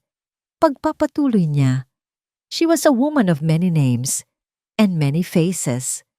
Ang mga bisita ay nagsimulang magbulungan. Ano ito? Isang biro. Ang pangalang kilala ko ay Isabel Cruz, sabi ni David. Ang kanyang boses ay nagsimulang magkaroon ng diin. Si Isabel ay nangako sa akin ng habang buhay, ngunit 1 linggo bago ang aming kasal, naglaho siya, kasama ang 20 milyong piso na ipinagkatiwala ko sa kanya. Isang malakas na gasp ang umalingaw-ngaw sa buong ballroom. Si Ricardo ay napatayo, ang kanyang mukha ay hindi maipinta. For 5 years, I searched for her. And now, look at where I found her, sabi ni David. Itinuro ang kopita kay Katrina, sitting there, in a beautiful white gown, ready to victimize another man. A toast to you, Katrina Morales. Or should I say Isabel? Sa isang iglap, lahat ng camera phone ay naitutok kay Katrina. Ang kanyang perpektong mundo ay gumuho sa harap ng daan-daang tao. Ang kanyang mukha ay puno ng galit at desperasyon. It's a lie! He's a psycho ex-boyfriend! Ricky, do something! Sigaw niya, ang kanyang boses ay pumipiyok. Ngunit huli na. Mula sa likuran, isang babae ang sumigaw. He's telling the truth. My brother was also a victim. Angela ang pangalan niya noon. Isa-isa, tila mga multo mula sa nakaraan, ang katotohanan ay lumabas. Nag-flash sa malaking screen sa likod ng entablado. Sa tulong ng pinsan ni Sarah na may access sa technical booth, ang mga screenshot ng mga artikulo at mga testimonya laban kay Isabel, Angela, Sofia. Si Ricardo ay napaurong, napatingin mula kay Katrina, patungo sa screen pabalik kay Katrina. Ang babaeng pinili niya, ang babaeng ipinagtanggol niya, ang babaeng sinira niya ang buhay para sa kanya. Ay isang halimaw. Hindi na nakatiis si Katrina. Sa gitna ng kaguluhan, ng mga camera flash at ng mga mapanghusgang tingin, tumayo siya. Ang kanyang magandang mukha ay nabalutan na ng galit. Itinuro niya si Ricardo. Kasalanan mo to. Sigaw niya. Ang kanyang boses ay umaalingaw-ngaw. Lahat ng to, kasalanan mo. Kung hindi ka sana isang tanga na nagpabulag sa pera at ganda, hindi sana ako magtatagumpay. You deserve this, Ricky. Kayong lahat. Pagkasabi noon, hinablot niya ang laylayan ng kanyang magarbong bestida at tumakbo. Tumakbo siya papalabas ng ballroom, papalayo sa kahihiyan, papalayo sa mga taong kanyang niloko. Iniwan si Ricardo na nakatayo, mag-isa, sa gitna ng mga guho ng kanilang kasinungalingan. Ang katahimikan, iyon ang pinakamatinding ingay na narinig ni Ricardo sa buong buhay niya. Matapos ang sigaw, ang takbo, at ang biglaang pag-alis ng mga bisita na tila mga langgam na nag-uunahan papalayo sa apoy, isang nakabibinging katahimikan ang pumuno sa Grand Ballroom. Ang orkestra ay matagal nang tumigil. Ang mga waiter ay nakatayo lang sa gilid, hindi alam ang gagawin. Naiwan si Ricardo, nakatayo pa rin sa gitna ng presidential table, na ngayon ay mukha ng isang isla ng kahihiyan. Ang mga mamahaling bulaklak ay tila mga koronang pangpatay. Ang 10 talampakang wedding cake ay nakatayo pa rin, isang matamis na monumento ng kanyang kabiguan. Tumingin siya sa paligid. Ang bawat upuang walang laman ay isang paalala ng isang taong humusga sa kanya. Ang bawat piraso ng konfeti sa sahig ay tila abo mula sa sinunog niyang dangal. Ricky. Ang boses ng kanyang ina ang pumutol sa katahimikan. Lumapit ito sa kanya, kasama ang kanyang ama. Walang galit sa kanilang mga mukha, tanging isang malalim na lungkot. Umuwi na tayo, anak, sabi ng kanyang ama. Marahang inakbayan siya. Parang isang robot na walang sariling isip, sumunod si Ricardo. Habang naglalakad sila palabas ng ballroom, naramdaman niya ang titig ng iilang natitirang staff ng hotel. Mga titig ng awa, mas masakit pa iyon kaysa sa titig ng galit. Sa biyahe pauwi sa bahay ng kanyang mga magulang, walang nagsasalita. Nakatingin lang si Ricardo sa bintana, pinapanood ang mga ilaw ng syudad na tila kumukutya sa kanya. Ang mga alaala ng nagdaang mga buwan ay bumalik sa kanya na parang isang masamang pelikula. Ang mga ngiti ni Katrina, ang kanyang mga luha, ang kanyang mga kasinungalingan, at ang sarili niyang katangahan, ang pagbenta sa lupa ng kanyang mga magulang, ang pagwawalang bahala sa mga babala, ang pagpili sa ningning kaysa sa tunay na liwanag. Pagdating sa bahay, agad siyang pumasok sa kanyang lumang kwarto, ang kwarto ng kanyang pagkabata. Naupo siya sa gilid ng kama. Dito, sa lugar na ito, wala siyang maipagmamalaki. Wala siyang pera, wala siyang magandang asawa, wala siyang magarbong buhay. Siya lang, isang lalaking nagkamali, isang lalaking nawalan ng lahat dahil sa sarili niyang kapabayaan at kayabangan. Biglang nag-vibrate ang kanyang telepono. Sunod-sunod, mga mensahe mula sa mga kaibigan niya, mga link sa mga social media posts na nagtitrending na. Atas de Villa Scam. A bride. Ang kanyang kahihiyan ay isa ng pampublikong palabas. Pagkatapos, isang tawag mula sa bangko. Sisingilin na ang kanyang mga utang. Pagkatapos, isa pa mula sa mga supplier ng kasal. Sisingilin ang mga natitirang balanse. Ang toring binuo niya ay hindi lang gumuho. Binagsakan siya nito. At sa ilalim ng lahat ng bigat, doon niya lang naramdaman ang tunay na pagsisisi. Sa Asturias, ang araw ay sumikat na may dalang ginintuang liwanag. Si Althea ay nasa kanyang workshop. Ang amoy ng barnis at bagong putol na kahoy ay pumupuno sa hangin. Kasama niya ang kanyang mga manggagawa, tinatapos ang mga huling detalye para sa isang custom-made na lamesa. Ang kanyang mga kamay ay abala, ngunit ang kanyang isip ay nasa Maynila. Biglang pumasok si Manang Fe, may dalang isang tasa ng mainit na kape at isang tablet. "Apo, may pinadala ang kaibigan mo," sabi nito. Ang boses ay may halong pag-aalala. Inilapag ni Althea ang kanyang mga gamit at kinuha ang tablet. Sa screen ay ang balita, mga video ng kaguluhan sa kasal, mga larawan ni Katrina na tumatakbo, mga headline na sumisigaw ng eskandalo. Pinanood niya ang lahat. Nakita niya ang pagkalito sa mukha ni Ricardo. Nakita niya ang pagbagsak ng mundong pinangarap nito. Isang parte sa kanya ang dapat sanang magdiwang. Ito na ang karma na hinihintay ng marami. Ngunit habang tinititigan niya ang wasak na imahe ng lalaking minsan niyang minahal ng buong puso, walang saya siyang naramdaman, walang galak. Ang naramdaman niya ay isang malalim na katahimikan, isang paglaya. Isinara niya ang tablet at ibinalik kay Manang Fe. Tapos na, bulong niya, hindi lang para kay Manang Fe, kundi para sa sarili niya. Tumayo siya at lumabas ng workshop. Naglakad siya papunta sa dalampasigan. Ang araw ay mataas na at ang dagat ay payapa. Huminga siya ng malalim at sa pagbuga niya ng hangin, tila kasama nitong lumabas ang huling bigat sa kanyang dibdib. Ang huling hibla ng koneksyon niya sa masakit na nakaraan. Nakatanggap siya ng text message mula kay Sarah. "Are you okay? Nakita mo na ba?" Nagreply si Althea. "I'm okay, Bess. I'm more than okay. I'm free." Hindi na niya kailangang malaman kung ano ang susunod na mangyayari kay Ricardo o kay Katrina. Hindi na niya kailangang makita silang magdusa pa. Ang kwento nila ay tapos na. At ang sarili niyang kwento ay nagsisimula pa lang. Sa di kalayuan, isang sasakyan ang huminto sa harap ng bahay. Si Ricardo, na wala ng ibang mapuntahan, ay nagmaneho ng buong gabi. Narating niya ang bayan kung saan siya at si Althea ay minsang bumuo ng mga pangarap. Ipinark niya ang kotse sa harap ng kanilang dating bahay na ngayoy pag-aari na ng iba. Nakasara ang mga bintana. Walang buhay. Isinubsob niya ang kanyang ulo sa manibela. At sa unang pagkakataon, sa gitna ng kanyang pagkatalo, umiyak siya.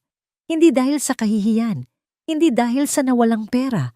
Umiyak siya para sa isang bagay na mas mahalaga. Umiyak siya para sa isang mabuti at tapat na pag-ibig na winasak niya. Umiyak siya para kay Althea. Lumipas ang 6 na buwan. Ang eskandalo ng kasal ng kasinungalingan ay unti-unti nang humupa, nabaon sa limot ng mas bago at mas maiinit na tsismis sa Maynila. Ngunit sa Cebu, isang bagong pangalan ang nagsisimulang gumawa ng ingay sa mundo ng sining at disenyo. Althea Reyes. Ang grand opening ng kanyang showroom na pinangalan ng Santiago Diseños ay isang malaking tagumpay. Matatagpuan ito sa isang mataong lugar sa Cebu City, isang testamento sa paglalakbay na tinahak ni Althea mula sa abo ng kanyang nakaraan patungo sa maningning na kinabukasan. Ang showroom ay hindi lang isang tindahan, isa itong gallery.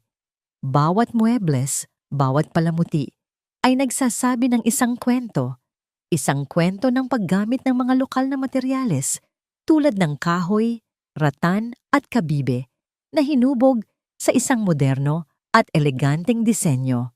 Ang lugar ay puno ng mga bisita, mga kliyente, mga kapwa-artist, mga kaibigan, at mga mamamahayag.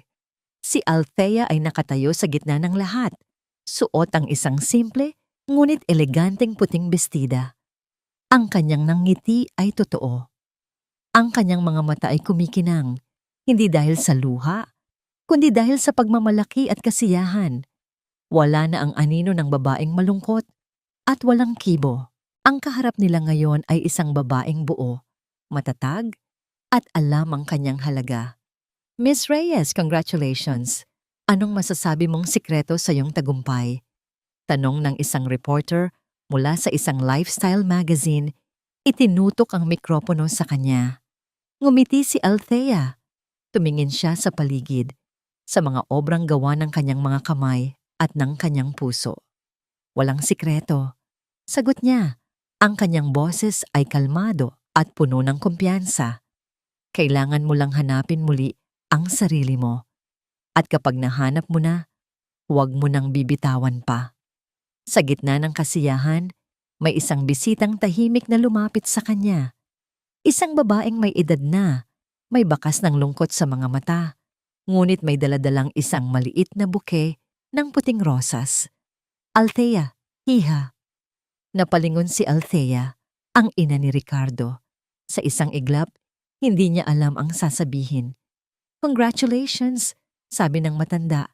Ang boses ay taos puso. Ipinagmamalaki kita. Ipinagmamalaki ka namin ng papa ni Ricky. Inabuot nito ang mga bulaklak. Hindi ako narito para humingi ng tawad para sa anak ko. Alam kong wala akong karapatan. Narito lang ako para sabihin sa'yo na karapat-dapat ka sa lahat ng tagumpay na ito at para magpasalamat. Dahil sa kabila ng lahat, hindi ka naging katulad nila. Naluha si Althea, hindi dahil sa sakit, kundi dahil sa isang kakaibang paghilom. Kinuha niya ang mga bulaklak at niyakap ang ina ng lalaking minsan niyang minahal. Sa yakap na yon, tuluyan nang naglaho ang huling piraso ng galit sa kanyang puso. Nang matapos ang party at unti-unti nang umalis ang mga bisita, naiwan si Althea na mag-isa sa kanyang showroom, tahimik. Ngunit hindi ito ang katahimikan ng kalungkutan. Ito ang katahimikan ng kapayapaan. Naglakad siya sa gitna ng kanyang mga gawa. Hinaplos niya ang makinis na ibabaw ng isang lamesang gawa sa puno ng mangga mula sa kanilang hasyenda. Tumingin siya sa kanyang refleksyon sa isang malaking salamin na napapalibutan ng Capiz shells. Ang babaeng nakatingin sa kanya pabalik ay hindi nawasak. Siya ay buo. Siya ay masaya. Sa sandaling iyon, naramdaman niya na tila nasa tabi niya ang kanyang lola Flora, nakangiti at puno ng pagmamalaki. Napatingin siya sa labas ng malaking bintanang salamin. Ang mga ilaw ng syudad ay kumikinang. Naisip niya si Ricardo. Nabalitaan niyang nagtatrabaho na ito ngayon bilang isang ordinaryong empleyado sa isang maliit na kumpanya. Unti-unting binabayaran ang kanyang mga utang. Nabalitaan din niyang si Katrina, matapos magtago ng ilang buwan, ay nahuli sa airport. Sinusubukang tumakas ng bansa. Hinaharap na nito ang mga kasong isinampa sa kanya. Ngunit ang mga balitang iyon ay hindi na nagdulot sa kanya ng anumang matinding emosyon. Sila ay mga karakter na lamang mula sa isang kabanata ng kanyang buhay na matagal nang isinara. Ang paghihiganti pala ay hindi ang makita silang bumagsak. Ang pinakamatamis na paghihiganti ay ang hindi mo na pagnanasang makaganti pa. Ito ay ang pag-abot sa punto kung saan ang kanilang tadhana ay wala ng epekto sa iyo dahil masyado ka nang abala sa pagbuo ng sarili mong kaligayahan. Humugot siya ng isang malalim at masayang hininga. Sa wakas, malaya na siya. Ito ang kanyang tagumpay. Ito ang kanyang kwento. At ito ay simula pa lamang. Sa pagtatapos ng kwentong ito, malinaw na ang tunay na tagumpay ay hindi nakukuha sa paghihiganti, kundi sa muling pagbuo ng sarili matapos ang matinding pagkasira. Kapag pinili ng isang tao ang umalis sa sakit, harapin ang takot at tahimik na magsimulang muli. Unti-unting bumabalik ang dignidad at kapayapaan ng puso. Ang kasamaan, gaano man ito katalino at mapanlinlang, ay may hangganan.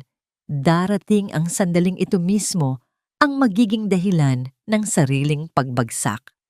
Samantala, ang taong piniling maging tapat, magsikap at magpagaling ay ginagantimpalaan ng bagong direksyon at mas matibay na kaligayahan.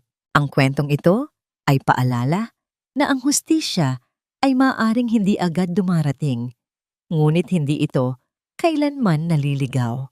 Sa inyong karanasan, naniniwala ba kayo na ang pinakamabuting ganti ay ang maging mas maayos kaysa dati? Kung kayo ang nasaktan at niloko, pipiliin ba ninyo ang galit o ang tahimik na pagbangon? Maraming salamat sa inyong oras at pakikinig. Sana ay maayos kayo ngayon at patuloy na lumalakas sa gitna ng mga pagsubok. Ano ang bahagi ng kwento ang pinakanakaantig sa inyo?